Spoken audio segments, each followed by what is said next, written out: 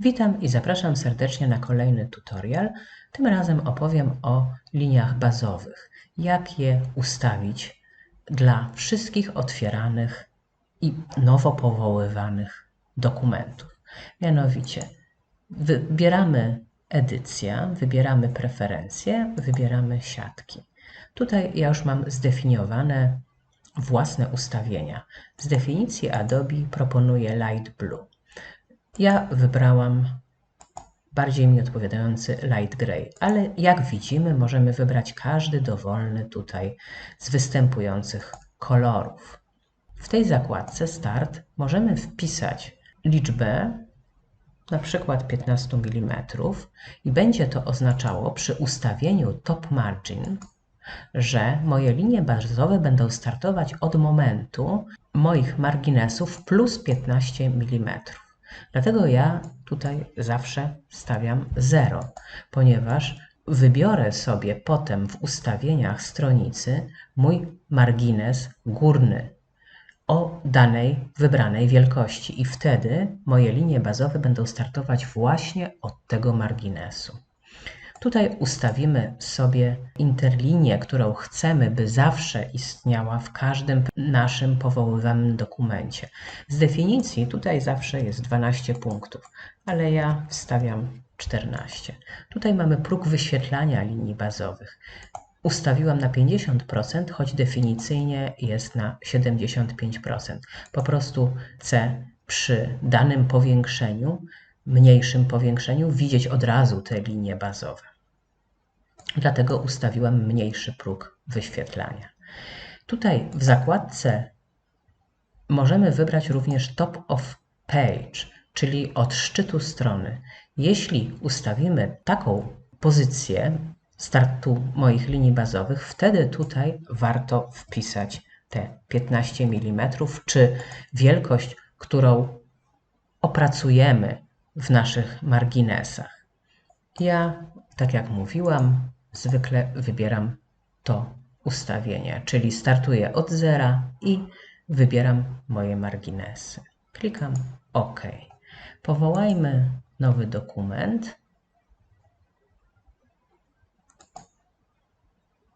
Wybierzmy format nam już znany z ćwiczeń 140 na 210 i od razu włączymy nasze linie bazowe Show Baseline Grid. I teraz w A-Master wybierzmy marginesy, na przykład 15 mm. Klikam OK i widzę, że moje marginesy ograniczają ramkę z tekstem, czyli tą przestrzeń, w której pojawi się tekst, czyli moją kolumnę. I wklejam tekst zastępczy, który w poprzednim tutorialu już opracowaliśmy w naszych stylach akapitowych jako tekst sformatowany krojem Edita z odpowiednimi parametrami. I tak wyglądają linie bazowe. Żeby wszystko wyglądało poprawnie, czyli nasza ramka tekstowa mieściła odpowiednią ilość wierszy, musimy to sprawdzić. Mianowicie my umieścimy sobie 35 wierszy.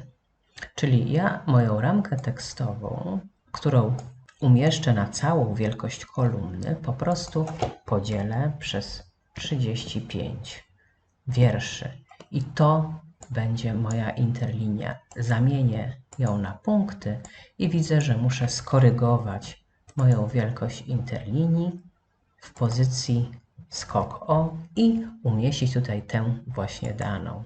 Wtedy linie bazowe do końca przez całą kolumnę będą identycznej wielkości. W ten sposób prezentuje się nasza rozkładówka. Oczywiście te marginesy, jak już powiedziałam, są dowolne. W naszym przypadku wpisałam 15 mm.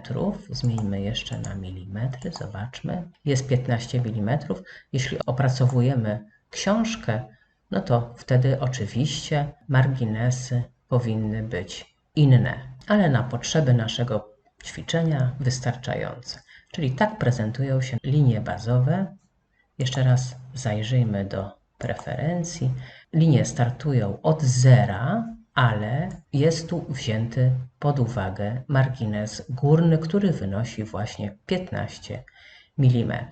Możemy to jeszcze sprawdzić, umieszczając tutaj pomocniczy prostokąt. Widzimy, że wysokość wynosi 15 mm. Tak możemy sformatować nasze linie bazowe w dokumencie każdym, który powołujemy.